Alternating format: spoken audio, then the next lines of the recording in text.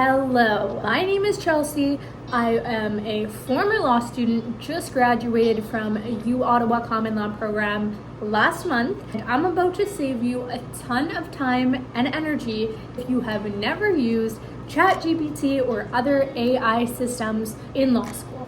AI stands for artificial intelligence. If you're watching this video, I assume you know that. I'm going to be referring to ChatGPT a lot, which is one program of artificial intelligence that I personally use and am familiar with, but there are a ton of other programs as well. You don't necessarily need to use ChatGPT. These are the ways that I use ChatGPT and other AI tools while I was going through law school in my last semester. Keep in mind, because that is when AI came out.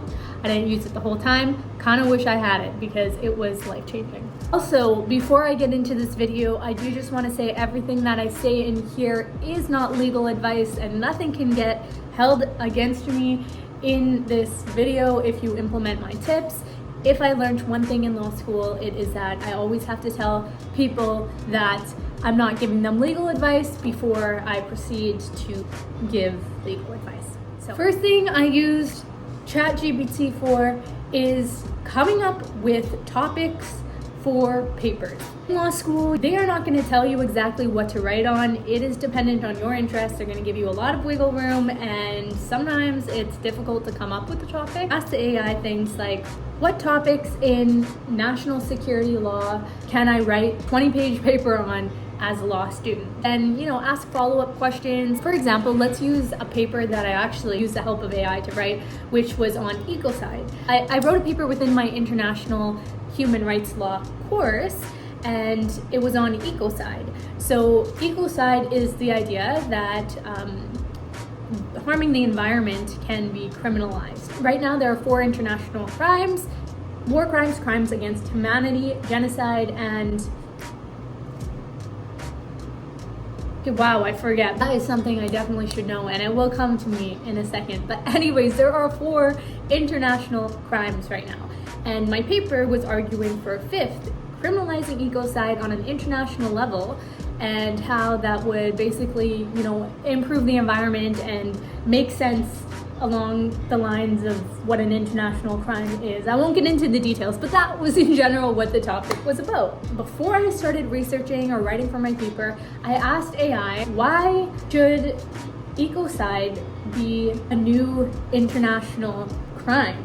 I basically took the thesis of my essay and converted it into a question, asked AI to argue for my thesis, and see what it came up with. It spits out like a couple pages of information arguing for your thesis. This is something that helps you really kind of get your bearings around the different arguments that could be there. And then I asked the question in the opposite sense, right? Like, why should ecocide not be criminalized internationally? And generate some ideas on that.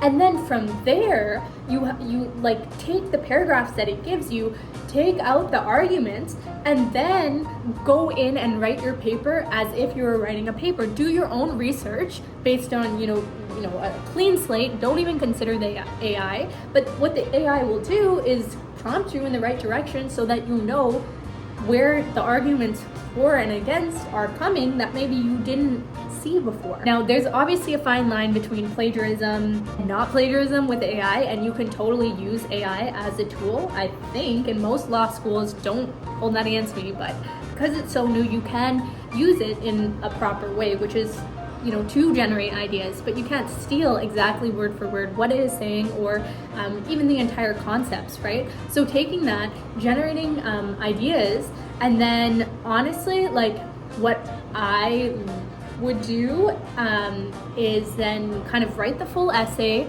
and not make it amazingly perfect.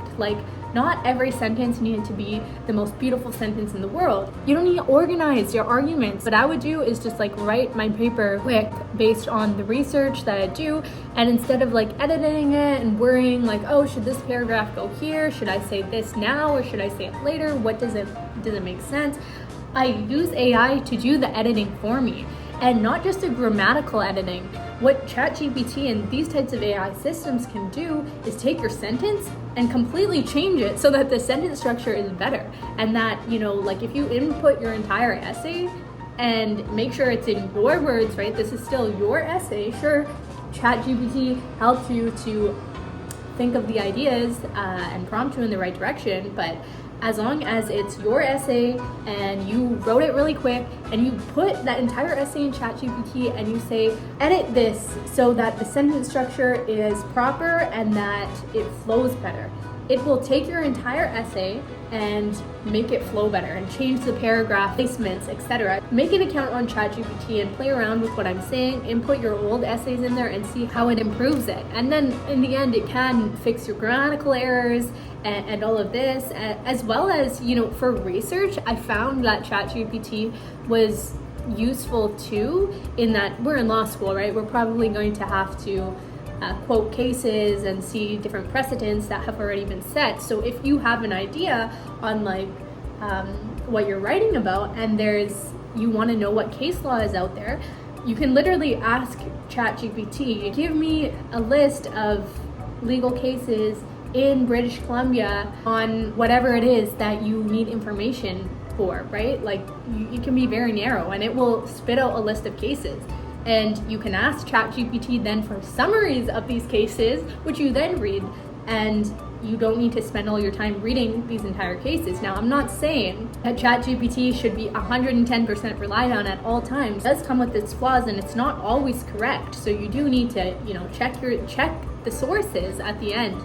But the amount of time it's going to save you if you can just check ChatGPT's sources, instead of find your own sources and read them thoroughly. We all know, cases are literally hundreds of pages long. If ChatGPT can find them and summarize them for you properly within 5 minutes, yeah, you might as well do that. It's gonna expedite the process so much. Anyways, there's actually a lot more ways that I could see using ChatGPT in law school, especially for tests and exams and studying and being cold call, but I'll do that all in another video.